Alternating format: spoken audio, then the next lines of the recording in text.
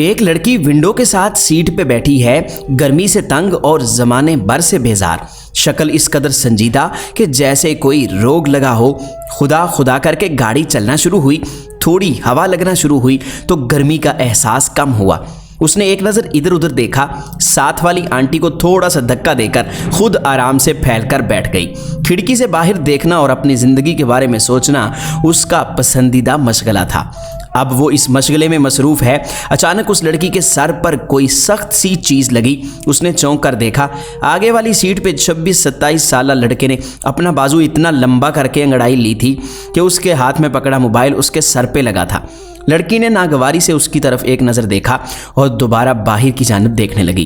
محض 5-7 منٹ کے بعد موبائل اس کے چہرے کے سامنے لہرایا گیا اور سکرین پر کوئی تصویر کا سا گما تھا، اور تصویر دیکھ کر لڑکی سیدھی ہو کر بیٹھ گئی اور پلٹ کر اگلی سیٹ کی جانب دیکھا، مگر لڑکا خود پیچھے مڑ کر نہیں دیکھ رہا تھا، صرف موبائل والا ہاتھ پیچھے کیا ہوا تھا، وہ بھی اس انداز میں کہ کسی کو شک نہ ہو۔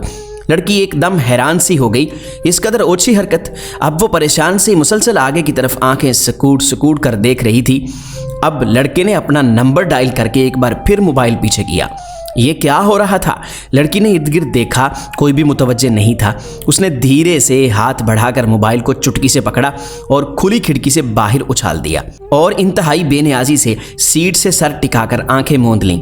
لڑکے کو یقیناً پہلے پہل تو سمجھ نہیں آیا ہوگا کہ اس کے ساتھ کیا ہوا، مگر حواس بحال ہوتے ہی اس نے شور مچا دیا کہ پیچھے والی سیٹ سے کسی نے اس کا موبائل ہاتھ سے چھین لیا ہے۔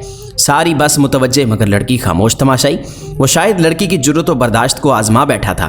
وہ واویلا کرے کہ اس آپی کا کام ہے، اس کو اسی پہ شک ہے، مگر بس کے لوگ حیران کہ آپی کو تو سوتے سے جگایا گیا ہے، اس کو کیا خبر۔ اور ایک انکل لتاڑنے لگے کہ آپی کے ہاتھ میں اپنا 60-70 ہزار کا موبائل ہے، وہ کیوں تمہارا موبائل لے گی؟ اور آپی کا لہجہ اتنا ہموار کہ پریشانی سے لبریز کے شک کی کوئی گنجائش ہی نہیں۔ وہ لڑکا سارے سفر میں پریشان رہا۔ موبائل آسمان نگل چکا تھا یا زمین، اس کی سمجھ سے باہر تھا، مگر اس کو بھرپور یقین تھا کہ موبائل اسی لڑکی نے ہی آگے پیچھے کیا ہے، مگر کہاں؟ اس کا چہرہ اتنا بڑا سوالیہ نشان تھا اور وہ اس قدر پریشان تھا کہ بار بار پیچھے مڑ کر دیکھ رہا تھا۔ آنسو آنکھوں سے باہر نکلنا چاہتے تھے، مگر حالات کو سمجھ نہیں پا رہا تھا۔ سبق اگرچہ مشکل تھا، مگر لڑکی نے اس کو دے دیا تھا۔